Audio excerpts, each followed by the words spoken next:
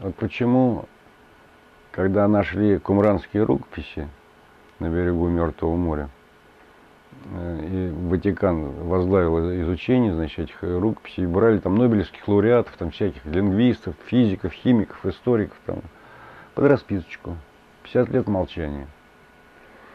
То есть первые расшифровки уже, значит, ошеломили в этом смысле. Да? Почему?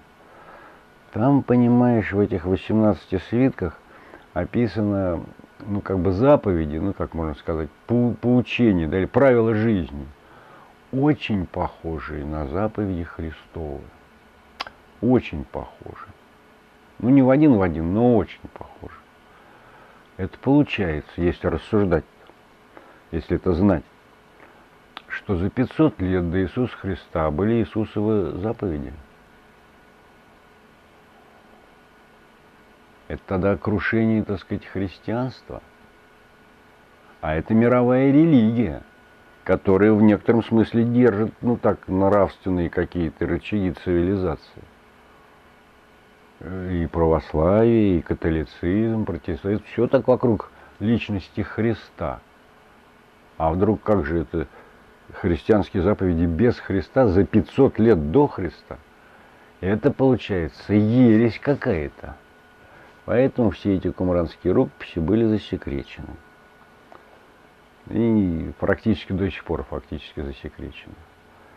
А если мы начнем, так сказать, признаем, что вообще царства не так работали, кто был главный, а кто был избранным народом на земле, и в каком смысле избранным народом, то получится, что вековая, там, тысячелетняя история наработок каких-то народов, кланов, хоть лож масонских, хоть там каких-то там мудрецов там индийских, коту под хвост. То есть получится, что нас обманывают столько. Ну, буза, конечно, может начаться, там, так сказать, беспорядки всякие, когда не будет авторитетов. Но даже не в этом, это пересмотр всего. Пересмотр своей власти над миром, который вот-вот должна состояться. Никто не позволит. Ну, из любой возьми эпохи, там, какие-то короли липовые, которые на самом деле все там как короли, понимаешь, а это все придумка. Или там те же там пирамиды возьми, там усыпальницы, их там сроду не было этих там похорон, там и так далее. Машины такие были для балансировки планеты. Да любое. Вообще история это же очень сложное дело.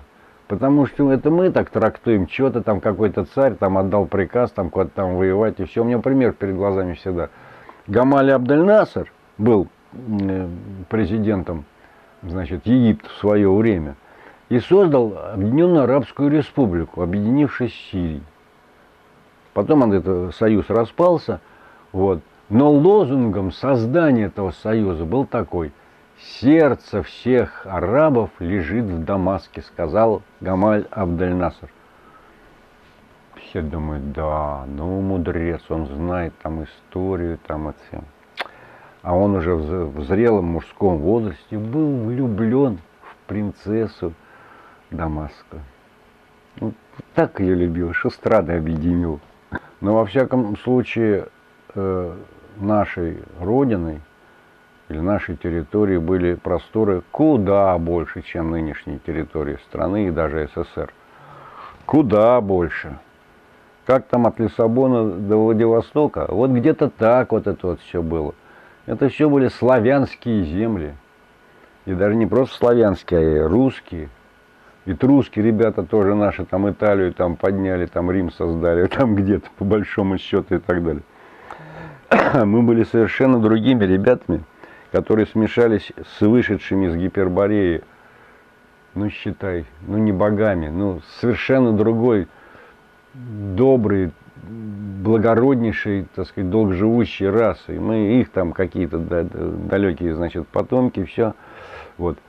И нас все не любят поэтому. У нас мысли по-другому. Поэтому нужно, чтобы нас вымачивать, естественно, написать другую историю мира, отрезать у нас как можно больше территорий, оголить наши просторы.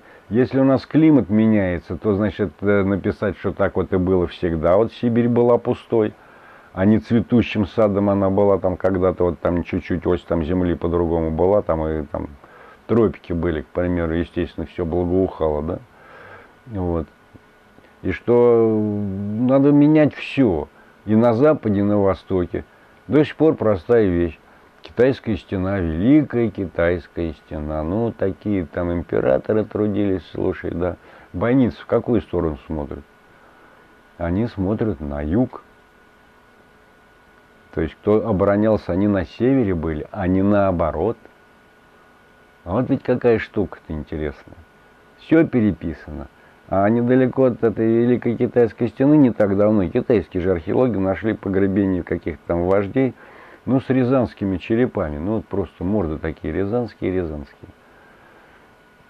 Ну, вот мы вынуждены, конечно, жить в этой истории, все. А те, кто пытаются нас загнобить, получаются даже в настоящее время в более выгодных условиях.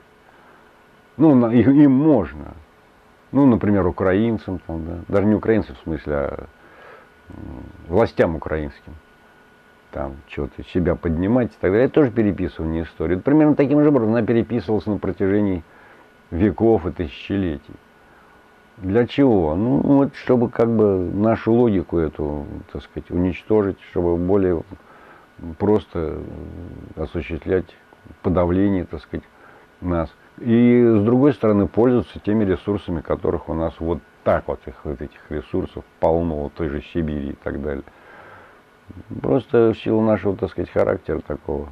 Какое столкновение очень сильное было, я думаю, что это связано с тем, что несколько цивилизаций, ну, по крайней мере, две, которые способствовали или хотели заселить Землю своими представителями. Одни из них, может быть, какие-то драконообразные, там, да, другие, вот, как сказать, на людей похожи. Столкнулись.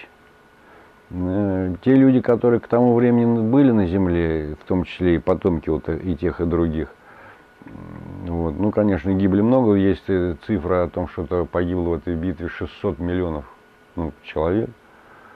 Вот эти вот кратеры, так сказать, как бы ядерные, там, разбросанные, там, типа Мохенджо-Даро, там, так сказать, ну, вот что-то вот в этом духе. Правда, сомнительно, что, ну, это как бы часто повторяемый случай во Вселенной. То есть вот настолько у них сильное было, видимо, столкновение друг с другом не потому, что они там один хороший, другой плохой, или наоборот, а просто деваться было некуда. Вот они вместе, наверное, не могли существовать, поэтому кто-то должен был погибнуть. Какая-то цивилизация должна была из них, так сказать, землю оставить в покое. Вот. Ну, можно, так сказать, считать, что победила вот это вот как бы белое, так, ну, с Ориона там или откуда-то еще, там, сказать, цивилизации. Но это, опять же, это нынешние только домыслы. Но факт тот, что Сибирь и вообще территория нашей страны совершенно другую картину имела в свое время, это безусловно. И что возраст наш по меньшей мере, но на 5000 лет это точно старше мы, как даже государство, да, вот. Почему? Потому что календарь у нас, так сказать, был 5000 лет назад, так сказать, изобретенный, он и вовсю пользовался. Вот. Но по некоторым данным и 30 тысяч, и 60 тысяч лет назад это были управляемые земли, это вовсе не землянки были, это дворцы, крепости, это управление, какая-то социальная система там, и так далее. Благоденствие в некотором смысле по отношению к нынешней вот этой технократической цивилизации. Но, наверное, тоже в силу, например, характера, мы такие доверчивые какие-то. Нет, чтобы расписочку написать.